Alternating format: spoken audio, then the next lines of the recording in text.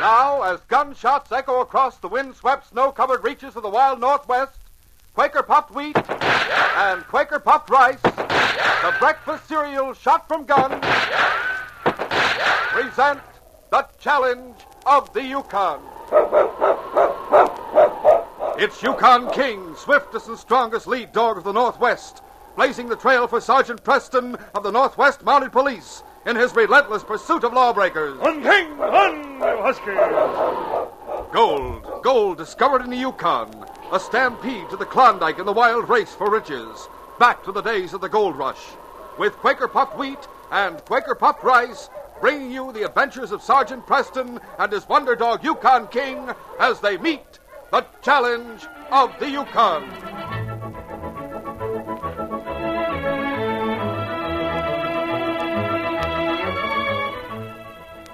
Here's the breakfast I really go for. He's enjoying his Quaker puffed wheat. Looks good, too. It is good. Right, Billy. And so is Quaker puffed rice. These giant, ready-to-serve grains of wheat or rice are premium grains. They're shot from guns, puffed to perfection, exploded up to 8 times normal size to make 'em crisp and tender. Quaker puffed wheat or Quaker puffed rice shot from guns is good for you, too. Makes a thrifty deluxe family breakfast with milk and fruit. Tomorrow, sure, try this breakfast treat. Quaker puffed rice or Quaker puffed wheat.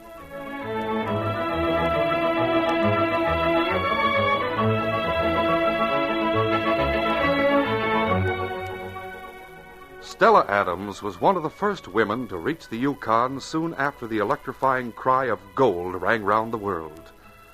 At first, she seemed to drift from camp to camp, as if looking for something she never found. Finally, she settled down to the business of panning the creeks, and luck was with her from that day on.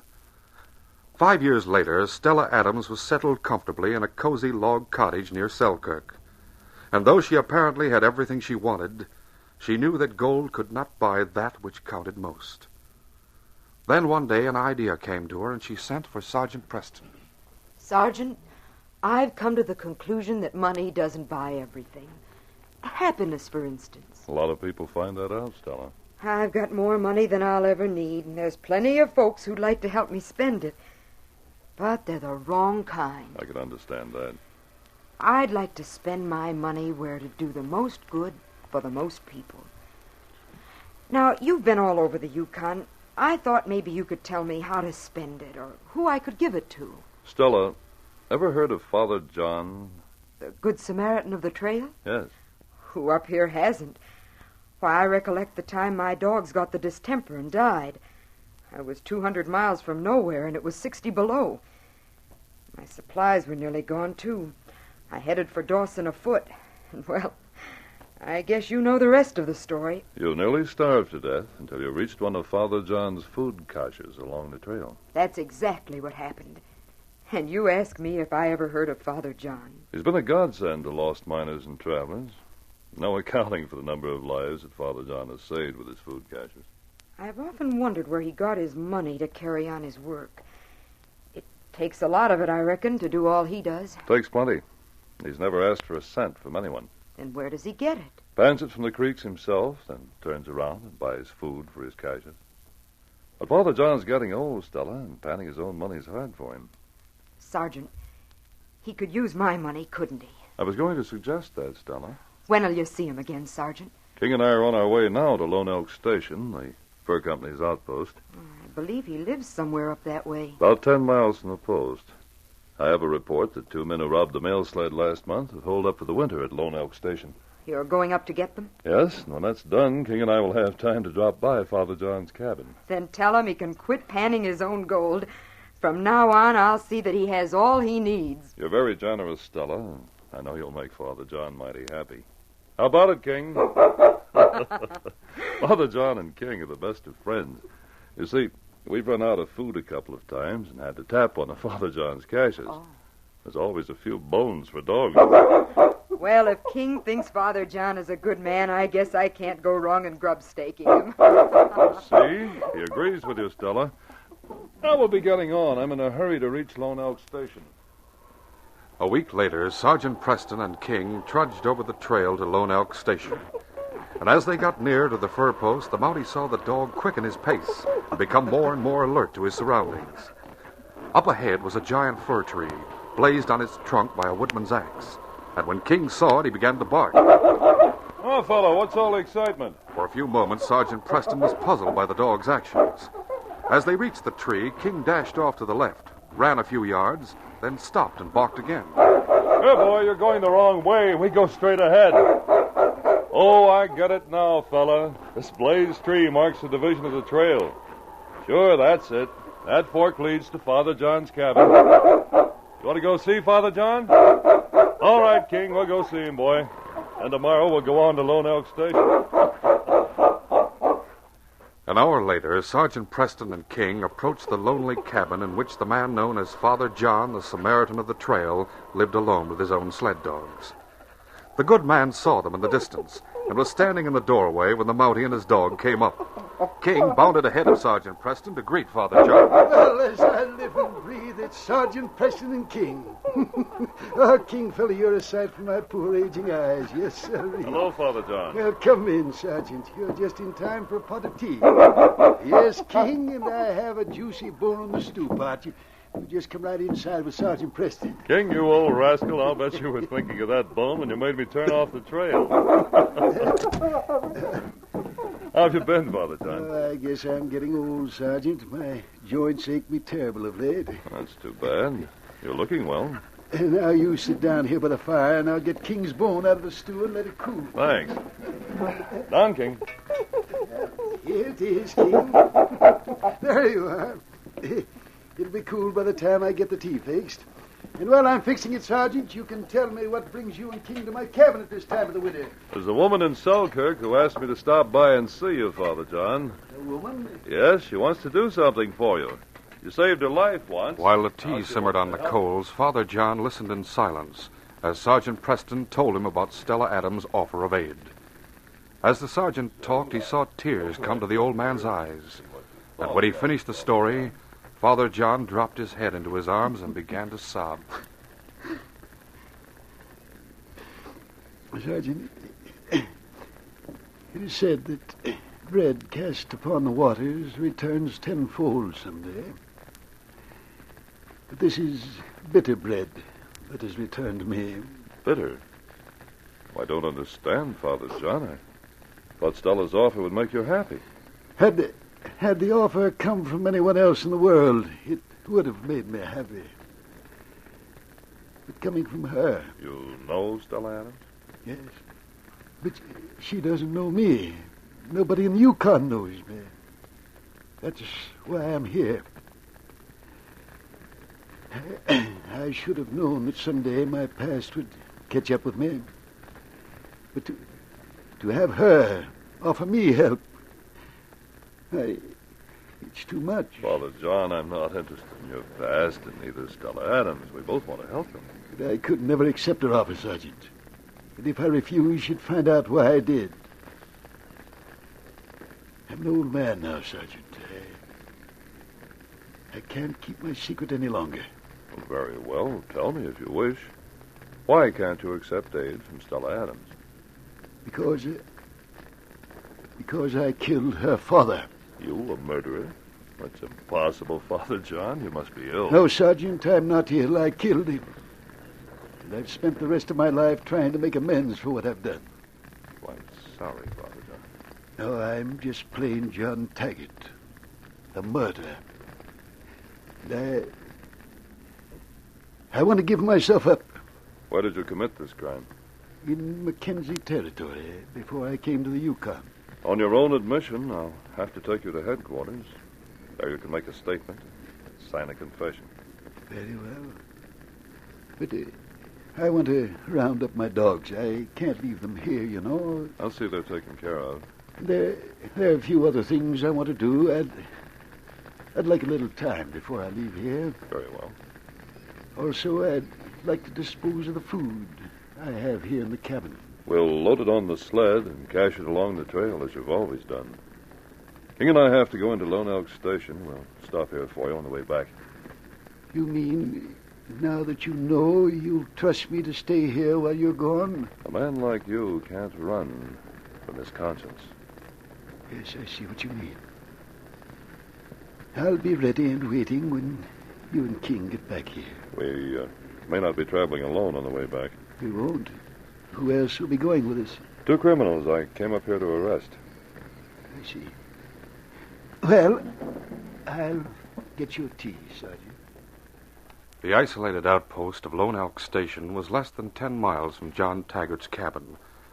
But the lights of the small community were blinking in the Arctic twilight by the time Sergeant Preston and King strode down the deserted main street toward the post factor's cabin. A man with furtive eyes watched them from the window of the tavern until they had passed the door.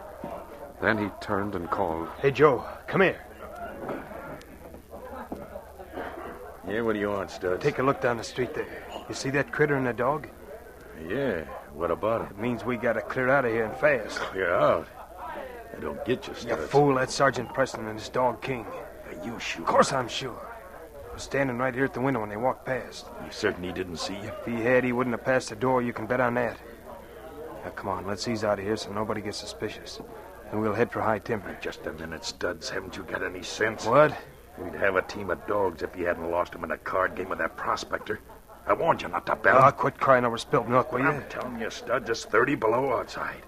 Without grub and plenty of it and dogs to haul it, we won't have a chance with that Mountie on our trail. What do you want to do? Just stay here till he comes in and arrest us? No, of course not. Hey, I've got an idea. Let's hear it and make it fast. Ever hear of an old geezer they call Father John? Yeah. You mean the guy that spends his time leaving grub on the trail for lost trappers and miners? Yeah, that's the one. I heard some fellas talking about him today. They said he's got a cabin about 10 miles east of here, and he's got plenty of grub there. Hey, you got something there, Joe. Plenty of grub and a good team of huskies. I get you, Joe. Now, come on, let's sneak out here while we've got the chance. With luck, we should have a couple hours head start on Preston. And with the wind blowing like it is, our trail will be covered so he can't follow us. Now, come on, let's get going.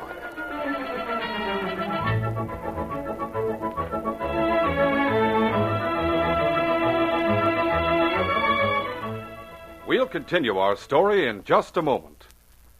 Say, tell me, what do you think of right off when you hear these 3 famous words?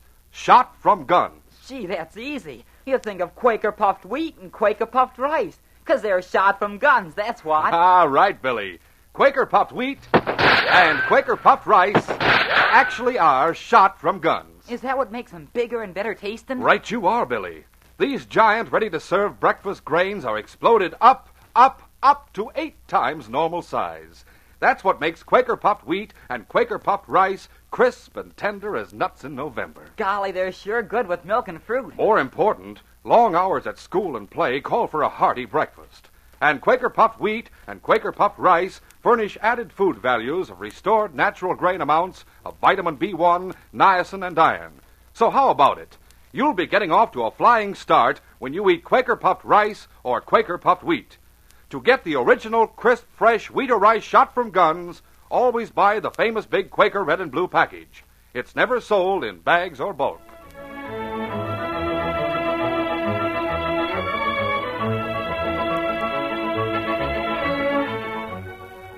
And now to continue our story. Sergeant Preston didn't know that Joe and Studs were prepared to leave Lone Elk and escape capture. The Mountie made his way to the factor's cabin, where he and King were given a hearty greeting by Pierre, the fur company representative. Pierre insisted they partake of a good warm meal before setting forth again. These men, Joe and Studs, they cannot leave the village, my friend. You have plenty time to eat big meal. What makes you so certain of that, Pierre? Because Pierre, played a big trick on them. You played a trick on them? You see, it is this way. When they come to Lone Elk Station, I think maybe they're the ones who robbed the mail sled. I send you the message to come quick. Take look to make sure. Yes, I got your message. That's why I'm here. Then I think maybe they leave before you get here. I say, Pierre, you got to keep them here. So I send for my friend Pharaoh Lacrosse. He used to be a gambler, didn't he? Oui, and my friend Pharaoh, he become gambler again. Only these men, Joe and Studs, they think him prospector. You mean Farrell Lacrosse got them into a game? Sure, he do that. he win their money. He win their dog team. You're pretty sharp, Pierre. I've got to hand it to you. They cannot leave Lone Elk Station. Oh, they got to stay here now until you come. Now you got here, no need for big rush. You got plenty time to eat big dinner. Say, my friend, tell me something. What is it, Pierre? When you come in my place, you have long face. Maybe like you very unhappy, huh? Well, frankly, Pierre, I was very unhappy when I walked in here. I still am. You tell Pierre what make you unhappy, huh? No, if I told you, Pierre, you'd be unhappy, too. Huh? Oh, oui. Well, just as you say. Now I go fix bear steaks. The hearty meal finished, Sergeant Preston and King, guided by Pierre, made a tour of the outpost in search of Joe Stanley and Studs Ross. But it soon became evident they had fled. Pierre was heartbroken. Oh, I am the big fool. I should be arrested, put in prison. Don't feel badly about it, Pierre. You thought you'd maroon them here. But those two crooks are clever. And I am the big fool. I make fool of my good friend, Sergeant Preston. I should be arrested. Don't worry about me, Pierre. Don't worry too much about Joe and Studs. No? Why not? Must be 30 below now. We know they have no supplies and no dogs. They can't get far. If they should return, I authorize you to arrest them and hold them prisoners till I get back. Oui, but where do you go, my friend? To the cabin of Father John. Oui. My good friend, Father John.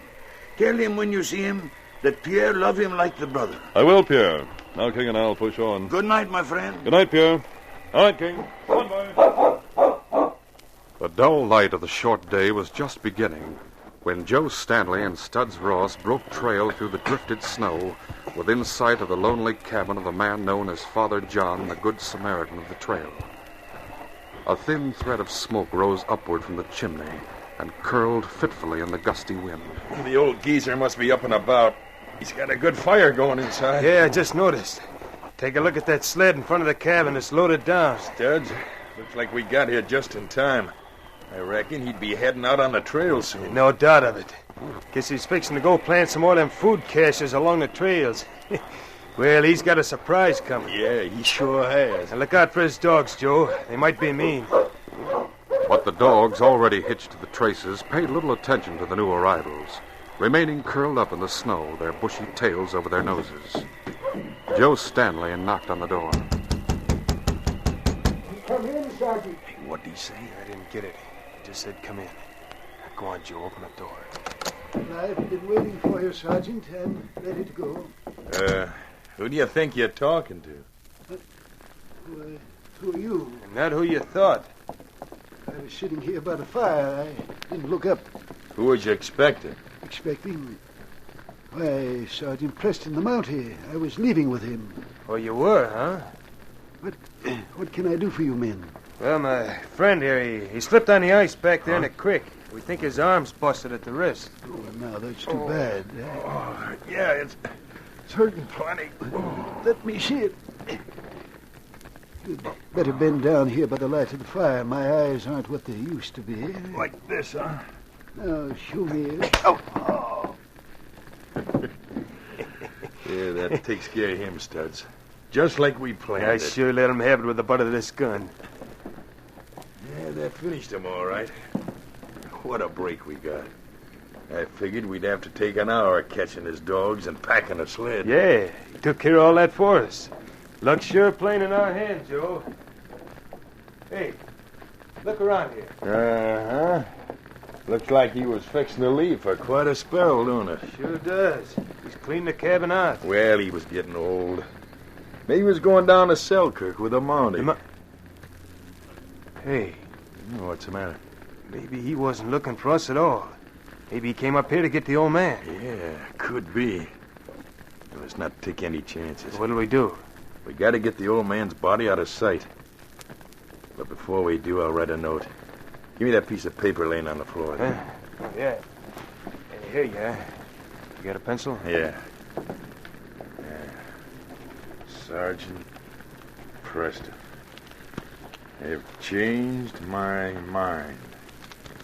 I'm not going with you. How's that? Yeah, that's fine, Joe. Yeah, I'll just sign it, Father John. Leave it on the table where the Mountie will find it when he comes in. Now, let's get the old fella out of sight, Joe. Meanwhile, Sergeant Preston and the great dog King pressed toward the lonely cabin of the Samaritan of the trail. When Father John's cabin came into view, it seemed to be enveloped by a strange silence. No smoke curled from the chimney, and there was no sign of life about.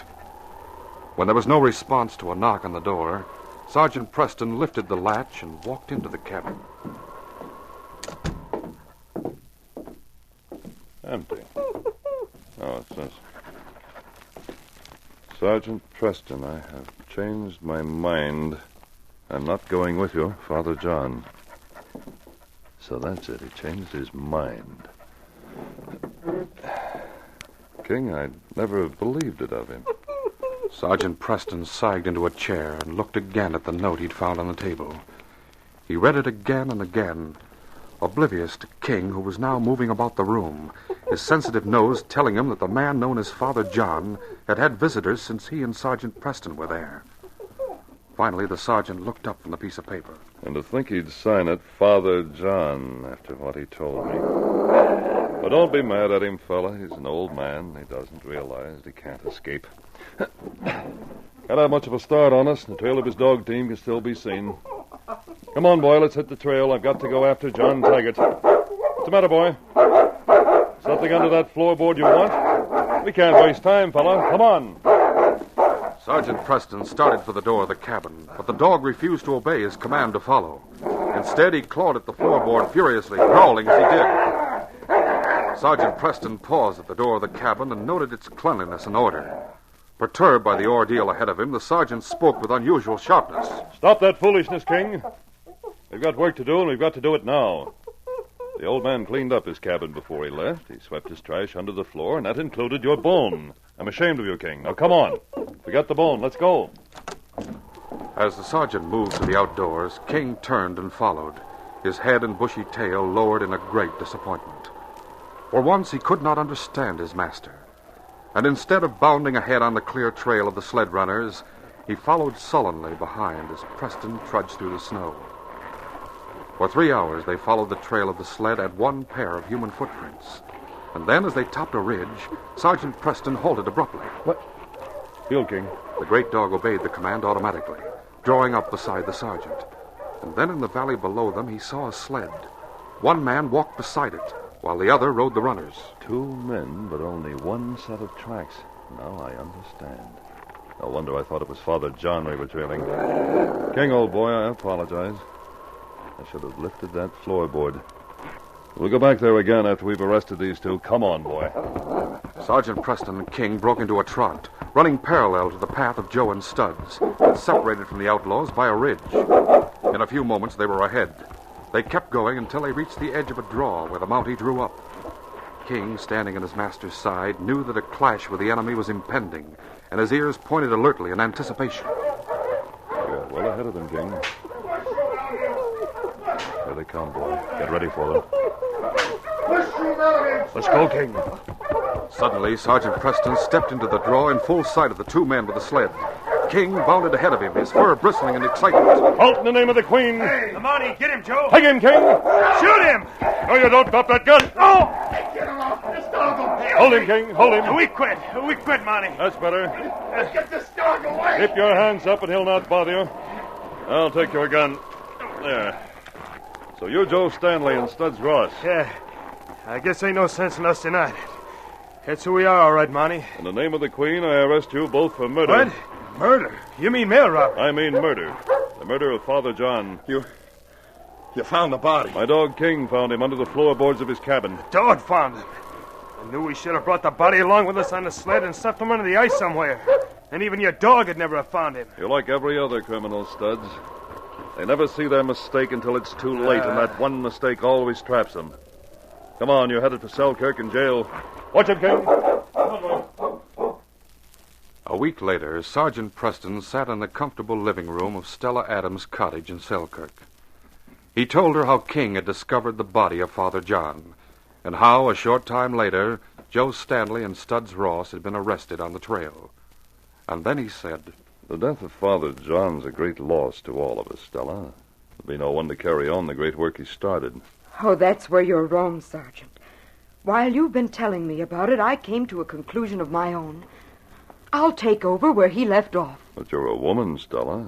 It's a hard and dangerous life that Father John lived. Yes, I know it was. But he must have been happy in doing it, Sergeant. And that's what I want. Happiness. I'm sure you'll find it, Stella. But, let me ask you something. Why haven't you been happy? Because of a promise I made to my dying father.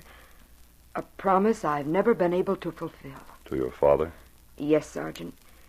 You see, my father was shot in a fight with another man in Mackenzie territory. The man who shot him fled and was never heard from again. Yes, go on. The man thought he'd killed my father, but Father lived for 2 years and took all the blame for what happened. Just before he died, he asked me to find the man who shot him. Find him and clear him before the law.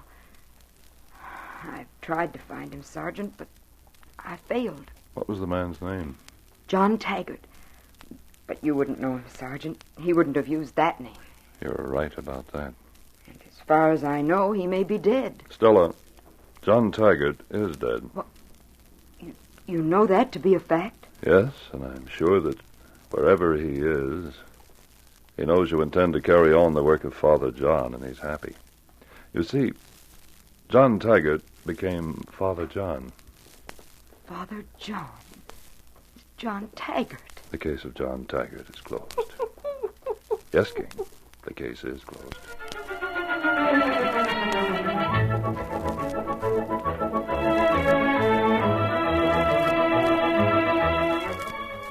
In just a moment, Sergeant Preston will give you a preview of Wednesday's program. Be careful. Accidents can happen. Yes, fellas and girls, accidents do happen. Every few seconds, there's an accident, and someone's hurt. Don't let it happen to you. Be careful. Most accidents are due to just plain carelessness. So use your old bean when you're playing out of doors. Be careful when you cross the street. Stop and look. Never cross when the traffic light is red. Be careful riding your bikes. Never hitch rides on the back of trucks or ride in the dark without lights. Be careful not to dash out into the street after a football. If you do, you're not being very smart. Don't ever take a chance, not even a little chance. Be careful. The life you save may be your own. These radio dramas, a feature of the Challenge of the Yukon Incorporated, are created and produced by George W. Trendle, directed by Fred Flowerday, and supervised by Charles D. Livingston. The part of Sergeant Preston is played by Paul Sutton. They are brought to you every Monday, Wednesday, and Friday at the same time by Quaker Puffed Wheat and Quaker Puffed Rice, the breakfast cereal shot from guns. Listen Wednesday when Sergeant Preston and Yukon King meet the Challenge of the Yukon in the adventure of Preston Turns the Tables. King and I had been traveling south through one of the worst rainstorms we'd ever seen. It was the middle of the night when we reached a small shack on Rock Mountain. We went inside and went to sleep. Daybreak brought an earth-shaking blast that started a landslide. The flimsy cabin collapsed on top of us, and the exciting events that followed make a thrilling story. Be sure to hear this exciting story Wednesday. Till then, this is J. Michael wishing you goodbye, good luck, and good health from Quaker Puffed Wheat and Quaker Puffed Rice. So long.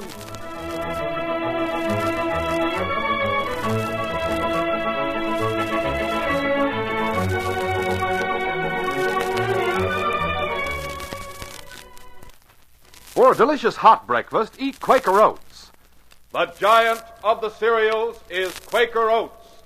Yes, the giant of the cereals is Quaker Oats. Delicious, nutritious, makes you feel ambitious. The giant of the cereals is Quaker Oats. Say, boys and girls, do you want to be a star someday in sports and activities? Then start on good Quaker Oats breakfast tomorrow. 'Cause nourishing oatmeal gives you more growth and endurance than any other whole grain cereal. Still less than 1 penny a serving. Quaker and Mother's Oats are the